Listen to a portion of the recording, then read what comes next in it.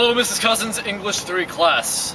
This is the metal musician's story that we are about to perform. Right now it is going to be read oratorily by Mr. Alexander J. Preziosi. For those of you that do not know, he has acted many plays, and I must say, he's done a very good job, and that is why I've hired him today. You're flattering me, Steve. I know. Thank you. So, without further ado. And by the way, the cameraman here is rather awesome. His name is Michael Beron. He doesn't go to Paramus Catholic, thank God. There's a reason I am here today. A child once roamed the city side of Sweden. His life was blissful and full of joy. The child was born and raised a Roman Catholic and cherished God's creations and his love each day. The child was truly a holy man ready to do anything in the name of God. Excuse me. His parents raised him and directed him in all his struggles in life. When God seemed out of reach and hope lost, his parents became the prophet to direct him back towards God's love. Then the child grew and became a young man. The young man began to question if he was truly a holy man. His prophets told him that God judges all and that he must stay true to the teachings that were taught to him. They quoted from the Bible. Give it and it shall be given to you. For whatever measure you deal out to others, it will be dealt to you in return. The man rejected his parents' teachings. For what did anyone know of God, the greatest mystery of all? Out on the countryside, there was a city with the best marketplace in town. His prophets walked into the countryside every Sunday to buy the necessities, but one day they did not return. The man found out that they were shot after they attempted to stop an impending robbery of the commerce man. The man questioned his faith more. If God is so mighty and so great, then why did he have to take away the only thing that made this man who he is? Over the next few years, the man traveled around the countryside. He traveled to Norway to learn the ropes of music. He traveled to Italy to learn the artist's perspective. He became the best musician alive. People dropped on their knees to kiss the man's foot as if he were God himself.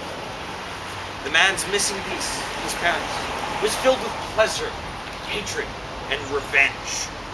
God wishes me to do what is necessary. I am the judge of life.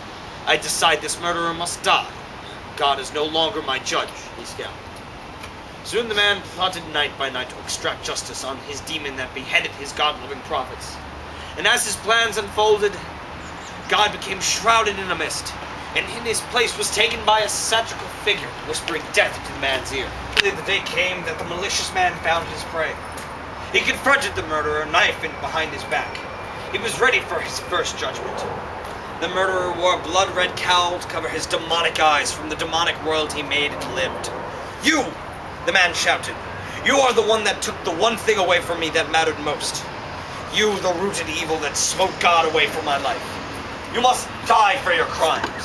The man was ready to strike and pierce evil that shrouded his life he had once had. The man was ready to... the murderer yelled, stop. And the man stopped his attack.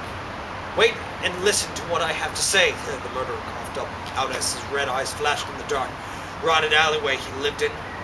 You, a man that led such a holy life, would strike down the best thing that happened to you in his life? The demon crackled as the man shouted, you, the greatest thing to happen in my life? How dare you? My past life is meaningless because of you. My life now is finally not judged by God any longer. I am the God that everyone looks to, the God that they bow to and submit to his will because this God sacrificed the God of Abraham. The murderer cackled louder. Listen to you. You speak that of a hypocrite.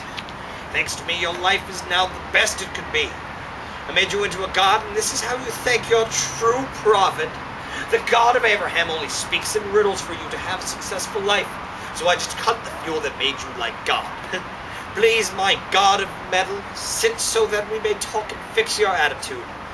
With this, the man could hear no more and thrusted the rusty dagger into the man's brittle heart. And so, the man finally extracted revenge. Justice had been served in his eyes.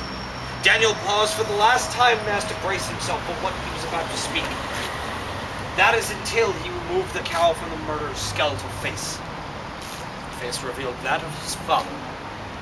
As the man shook and horror drowned into tears, he knew now that he was no god. was only a pitiful fool living in a hell-shaped world. He took his murderous father's long black coat, his father's blood-red cow, and kept his bloody dagger by his side forever. One day the man hoped to be forgiven for his antichrist actions and his murderous deeds.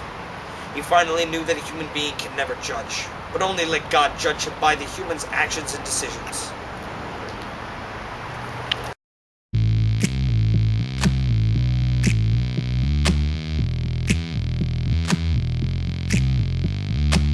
I think I'm drowning, asphyxiated. I wanna break the spell that you've created. You're something. People dropped on their knees to kiss the man's foot as if he were God himself. Is that a cop? That's a cop.